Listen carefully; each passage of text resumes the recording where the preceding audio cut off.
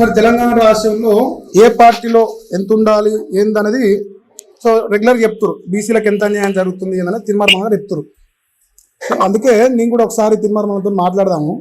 రాజ్యాధికార పార్టీలో మరి ఎంతమందికి బీసీలకు న్యాయం జరుగుతుందో ఒకసారి మాట్లాడే ప్రయత్నం చేయాలని మీకు కాల్ చేశాను. అన్న లైవ్లో ఉన్నాడంటే చేసిన మళ్ళా గారు లైవ్ తీసుకురు కదా, ప్రతిరోజు ఉంటుందా? సంతోషం. అయితే నేను మీరు ఇన్ఫార్మ్ చేస్తాను కదా మల్లన్న గారికి. సో మీరు ప్రజెంట్ మల్లన్న గారు లిఫ్ట్ చేస్తాను అనుకుని చేశాను. లైవ్ అయిపోయింది అంటారు కాబట్టి ఒక ప్రశ్న అడుగుతాను. తెలంగాణ రాష్ట్రంలో అందరికంటే ఎక్కువగా బీసీల కోసం పోరాడుతుంది తీర్మానం మల్లన్న, ఒప్పుకుంటారన్న దీనిలో? అన్నా నాకు అట్లా అనిపించింది అన్న, నాకు అట్లా అనిపిస్తుంది. సీరియస్ గా చెప్పాలంటే తెలంగాణలో బీసీలకు రాజ్యాధికారం తెచ్చే ఒకే ఒక్క మనగాడు తీర్మానం మల్లన్న నేను నమ్ముతున్నాను. క్వశ్చన్ వినండి అన్న, నా ప్రశ్న అయిపోయింది. మీరు ఇన్ఫార్మ్ చేయండి. నేను అడిగిన పాయింట్ తప్పేం లేదు. మహేష్ గాడ్సీ అంట మీ అభిమానం అంట అన్న, ఒక మాట అయిపోయినాయి అన్న. రైట్, సంతోషం. అయితే మనం ఎంతో మనకంత ఒక పాట వచ్చిందన్న పొద్దుగాల చూసిన. ఇంకో పాట ఇంకోటి ఏంటంటే శనార్థి తెలంగాణ బ్యానర్ ఐటమ్ ఏంటంటే ఇది బీఆర్ఎస్ బీజేపీ కాంగ్రెస్ ఈ కిరాయి ఇల్లు మన ఇల్లు కావు, మన అసలు సిసలైన ఆ బీసీల ఇల్లు ఒక తెలంగాణ రాజ్యాధికార పార్టీ అని చెప్పిరన్న. పేపర్లో వచ్చింది అలా బ్యానర్ ఐటము. అయితే నాకు ప్రశ్న వచ్చిందన్న, అసలు సిసలైన బీసీల ఇల్లు ఎందుకు బీఆర్ఎస్ బీజేపీ కాంగ్రెస్ కాదు అంటే అలా బీసీలకు న్యాయం జరుగుతలేదు, ఎవరెంతో వారికంతా అనే సిద్ధాంతం అమలు అయితే లేదు. రెడ్డోలు గింతతో ఉన్నారు, బస్తడి బియ్యం ఉండితే సగం మిగులుతాయి మీకు, మీరెట్లా ముఖ్యమంత్రులు అవుతారని మనం అలానే నేర్పిస్తున్నాం మా గురువారు. తర్వాత వెలమ్మలు మీరెంతరా, మీ లెక్క ఎంతరా అని చెప్పేసి ఒకరి నాది అయిపోయి వెలమ్మలు 7,200 మంది ఇళ్ళే ఉన్నాయి, 1 లక్ష చిల్లర ఎవరు, ఓడు కేసీఆర్ అంటాడు ముఖ్యమంత్రి అయ్యాడు, మిగతా వాళ్ళు మంత్రులు అయ్యారు, వీళ్ళ లెక్క ఎంత అని రేవంత్ రెడ్డి ఒకప్పుడు చెప్పిండు. తర్వాత రేవంత్ రెడ్డి కుటుంబం నీ రెడ్డిల కుటుంబం ఎంత అని ఇలా మల్లన్న ఎంచుతుండు. ఇలా నేను మహేష్ గాడ్సేగా ఒక అసలు సిసలైన బీసీ బిడ్డగా నేను అడుగుతున్నా ఒక ప్రశ్న. మా బీసీలకు వెలమూల పార్టీ బీఆర్ఎస్ పార్టీ న్యాయం జరగలే, బాపనోళ్ళ పార్టీ బీజేపీ న్యాయం జరగలే, రెడ్డిల పార్టీ కాంగ్రెస్ పార్టీ న్యాయం జరగలే. ఇది మా మల్లన్న నాకు నేర్పించిండు, సంతోషం. నేను ఇలా ఒక ప్రశ్న అడుగుతున్నా, తెలంగాణ రాజ్యాధికార పార్టీ అధ్యక్షులు ఎవరన్నా ఇప్పుడు ప్రస్తుతానికి? తీర్మానం మల్లన్న గారు, సంతోషం. అయితే తీర్మానం మల్లన్న పార్టీలో ఒక 3 లైన్లు ఉన్నాయన్న: అధికారం, ఆత్మగౌరవం, వాటా. ఈ 3 ప్రకారం వాటా ఫస్ట్ మాట్లాడదాం. వాటాల ప్రకారం లెక్కేస్తే బీసీలలో అందరికంటే ఎక్కువ తలకాయలు ముదిరాజులైన అని ChatGPT 26 లక్షలు లెక్క చెప్పింది. ChatGPT చెప్పిన లెక్క, నా సొంత కైత్వం కాదు, మహేష్ ఏదో వేరే ఫీలింగ్స్ తో కాదు. ఇంకోటి నేను పక్కా ఎర్రగొల్ల పుట్టుకుట్టిన బీసీనే, వేరే వాళ్ళుగా అడుగుతలేను. నేను నా పేరు మహేష్ యాదవ్. అయితే ఇప్పుడు ప్రశ్న ఏంటంటే వాటాలో అత్యంత ఎక్కువగా ఉన్న కులానికి వాటా కావాలి ఫస్ట్, ఎందుకంటే వేరే పార్టీలో మన న్యాయం జరుగుతలేదు. మన మల్లన్న గారు మన బీసీలకు న్యాయం చేస్తాను పార్టీ పెట్టింది. అయితే నా ప్రశ్న ఏంటంటే ముదిరాజులు 26 లక్షలు చూపిస్తుంది ChatGPT, యాదవులు సెకండ్ పొజిషన్లు 21 లక్షలు చూపిస్తుంది, గౌడ్లు 16 లక్షలు 3వ స్థానంలో చూపిస్తుంది, 4వ స్థానంలో మున్నూరు కాపులు 13 లక్షలు చూపిస్తుంది అన్న, పద్మశాలలో 5వ స్థానంలో 11 లక్షలు చూపిస్తుంది లెక్క ChatGPT యాజ్ పర్ గవర్నమెంట్ ఇచ్చిన డేటానే. ఇప్పుడు దొంగ లెక్క ఉందిగా మన మల్లన్న గారు ఉత్సవ చూపించిన పేపర్, ఆ దొంగ లెక్కే ఇది, దొంగ లెక్కే ఇప్పుడున్న డేటా కూడా దొంగ లెక్కే. అంటే బీసీలను చంపిరు, ఓసీలను పెంచుకుని బీసీలను చంపిరు. మన మల్లన్న గారు చెప్పిన ప్రకారం ఓన్లీ ముదిరాజులు 50 దాకా ఉంటారు, 50 లక్షల దాకా. సరే దొంగ లెక్కనే మనం మాట్లాడదాం, ఇప్పటివరకు ఉన్న దాని ప్రకారమే, తెలియదు మనకు అక్కర్లేదు, తెలిసిందే మాట్లాడదాం.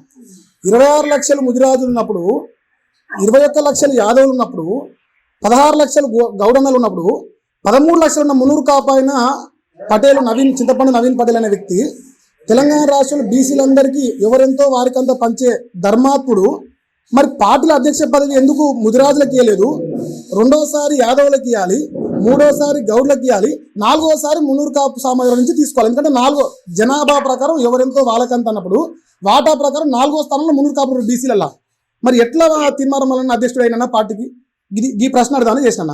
ఇంకోటి, ఈ వెలమలు రెడ్ల పార్టీలు అయినప్పుడు ఇది మున్నూరు కాపు పార్టీల పార్టీ అయితే తప్ప ఇది అసలు బీసీ పార్టీ అయితే ఇలా ముదిరాజు బిడ్డ కదా అధ్యక్షుడిగా ఉండాల్సింది. ఇలా వాళ్ళందరూ తప్పు చేస్తున్నారు కదా, మన మల్లన్న మన కోసం పార్టీ పెట్టాడు. అధ్యక్షుడికి 2028 సీఎం అనే క్యాండిడేట్ కి రైట్, సంతోషం అన్న, రైట్, సంతోషం. ఒక ప్రశ్న అడుగుదాం, మీరు అన్నారు కదా 2028 బీసీ ముఖ్యమంత్రి రైట్ రైట్ అన్న రైట్ మీరు అడిగిన ప్రశ్న నాకు అర్థమైంది పైన వస్తాడా ముదిరాజ్ అన్న వస్తాడా అదే అదే అదే అదే అడుగుతున్నా ఒక గౌడ్ వస్తాడా యాదవ్ బిడ్డ వస్తాడా అది నువ్వు అడిగినట్టే Right. అప్పుడు డిసైడ్ అవుతుందేమో సంతోష్ అన్న నెక్స్ట్ ప్రశ్న తెలంగాణ రాష్ట్రంలో కేసీఆర్ అంటూ తెలంగాణ ఉద్యమం చేసేటప్పుడు అరే ఒక దళితుని సీఎం చేస్తా చేయకపోతే అని అడుగుతానే కేసీఆర్ లంగ కాబట్టి అన్న మీ గుడ్ నేమ్ అన్న మీ గుడ్ నేమ్ రైట్ సంతోషం అడుగుతా అన్న ఒక నిమిషం అండి అన్న ఒక ప్రశ్న అండి ఈ క్వశ్చన్ పాస్ చేస్తాడు 100% ఆయన తల నరుక్కోలేదు రేపు మల్లన్న రాజ్యాధికార పార్టీలో ముదిరాజును అధ్యక్షుని చేయలేదు కాబట్టి మరి నాయకత్వం ముదిరాజులకు చేత కదా అన్న నాయకుడు అయ్యే లక్షణాలు లేవా ముదిరాజులకు లేదంటే నాయకుడు అయ్యే లక్షణాలు లేకపోతే నేర్పిద్దాం తప్పేందన్నా మబ్బుల బల్ల రోజు నేర్పిద్దాం ఒక ముదిరాజు బిడ్డను నీలం మధు ముదిరాజు నాడు కట్ చేసుకోండి ఫోన్ ఇది ప్రజలారా ప్రస్తుతం నేను రికార్డ్ చేసిన కాల్ రికార్డు సో తీన్మార్ మళ్ళీ లైవ్ పెట్టిండు ఆ లైవ్ లో నేను ఇంతసేపు మాట్లాడితే ఆయన ఫోన్ కట్ చేసుకుంటూ యాక్చువల్ పాయింట్ అధ్యక్షులు ముదిరాజులకు అయ్యే దమ్ము లేదా అధ్యక్షుడిని తయారు చేసి తెలివి మల్లనకు లేదా తెలంగాణ రాష్ట్రంలో బీసీల అధికారులు ఇచ్చే తీర్మానం వలన ఒక ముదిరాజు బిడ్డ నాయకత్వ లక్షణాలతో నీలం మధు ముదిరాజు బీసీలకు సహకరిస్తూ తాజ్ కిషన్లో మీటింగ్ పెడితే పైసలు ఇచ్చిన 20 లక్షలు అలాంటి వ్యక్తిని ఎందుకు చైతన్యం చేసి ఆయన అధ్యక్షుని చేసి ఆయన ముందుకు నడిపిస్తాడు మళ్ళీ నన్ను అడిగే ప్రశ్నని అడుగుదామంటే ఫోన్ పెట్టేసుకును సో అందుకే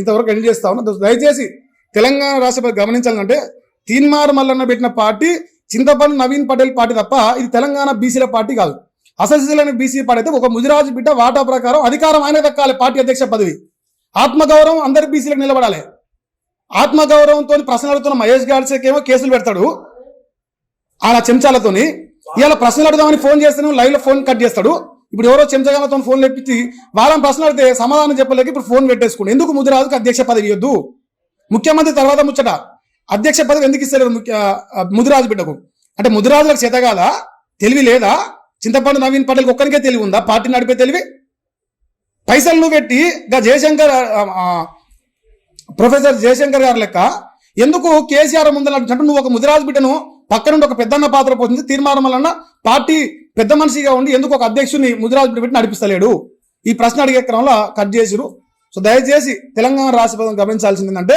ఇది దొంగ చింతపండు నవీన్ పటేల్ పార్టీ తప్ప ఇది బీసీల పార్టీ కాదు ఇందులో బీసీల వాటా పటేల్ ఎత్తుకపోయిండు ఇందులో బీసీల అధికారం పటేల్ ఎత్తుకపోయిండు ఇందులో బీసీల ఆత్మగౌరవం ఒక మహేష్ గాడ్సే ఇవన్నీ ప్రశ్నలు అడిగితే నా పైన అక్రమ కేసులు పెడుతుంది తప్ప ఇంతకు మించి అసలు రంగు బయట పెడుతున్నందుకు భయపడతానన్న విషయాన్ని తెలంగాణ రాష్ట్రం గ్రహించాలి